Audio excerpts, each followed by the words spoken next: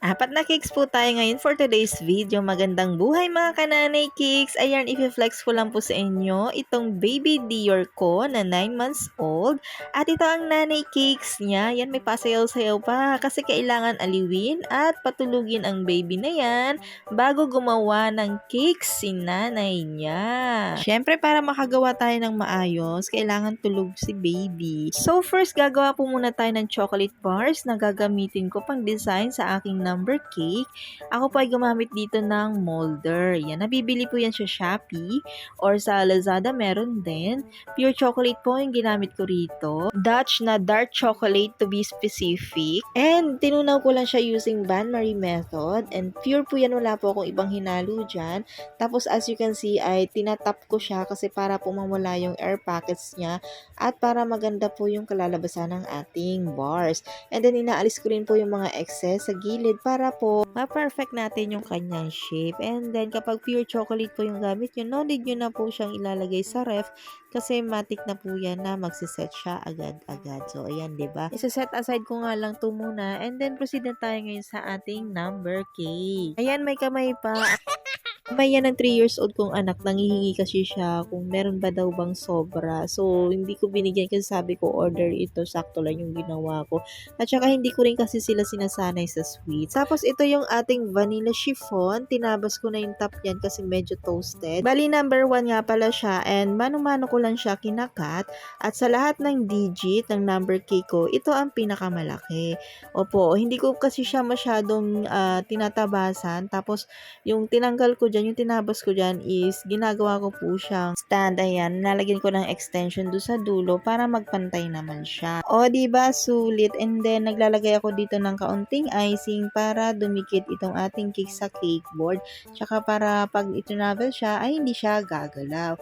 Naglalagay din pala ako dito ng simple syrup. Ito po ay mineral water na nilagyan ko ng half teaspoon ng sugar. Purpose po niyan ay para moist pa rin yung ating chiffon cake kahit na ilagay natin sa ref.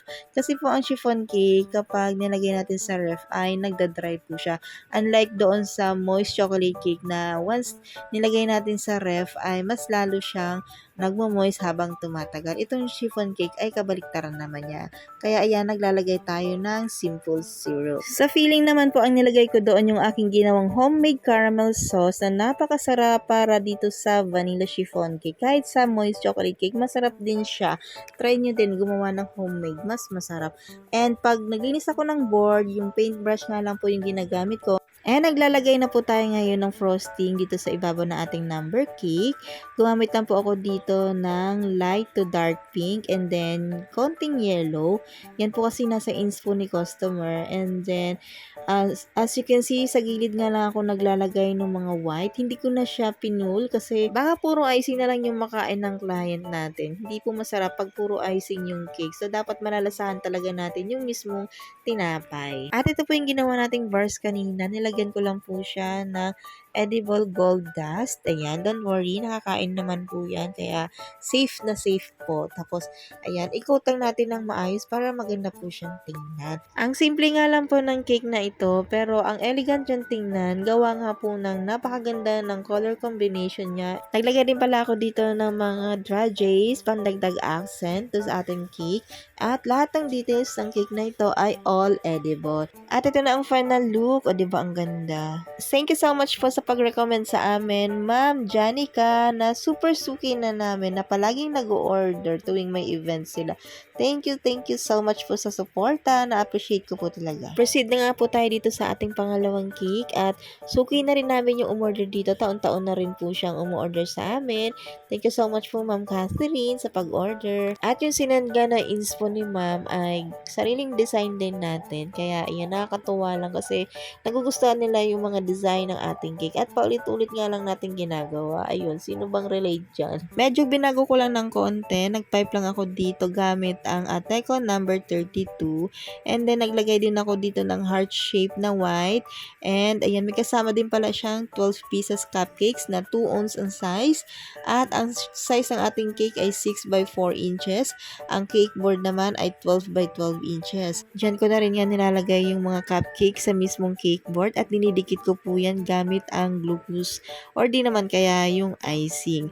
So, iniisang packaging ko lang siya para po madaling bitbitin. Less hassle. At ito na ating pangatlong cake at Hello Kitty theme naman ito. Yung size ng ating cake ay ganun pa rin katulad sa Frozen 6 by 4 inches at may kasama siyang 12 pieces na cupcakes. And yung mga toppers pala nito ay provided na ni customer. Pwera lang yung mga toppers sa cupcakes, ako na yung nag-provide nun and si customer na yung naglagay doon sa venue. Pang second order na nga sa akin ito ng aking classmate nung high school na si Miss Maribel Medes Abrilio. At ayan yung mga toppers na provide niya.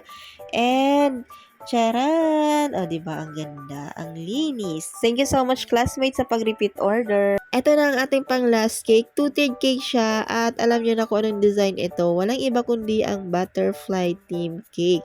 Sobrang benta nga ng design na ito. Nakailang beses na akong, siguro naka 8 times na ako sa design na to. O, diba? Bongga. At ito nga pala ang two-tiered cake natin na naka-promo noong Burmans. Pero ngayon ay back to original price na siya na 2,250. Ito ay size ng cake niya ay 6 by 5 inches, so kanyang bottom tier. Top tier ay 4 by 5 inches na may kasamang 12 pieces 2 ounce cupcakes. At nakalimutan ko na nga kung sino ang umorder ng cake na ito. Basta thank you so much po, ma'am. Pasensya na. Hindi ko na maalala yung name nyo. Sorry guys sa boses ko. Medyo inaantok na. At saka parang sinisipon ako. Ang lamig kasi. Quarter to 1 na ng madaling araw dito. Kaya for the voice over ang lola. Kasi tulog ang mga person. Ito pala yung promo namin ngayon 2024. Thank you for watching. Bye!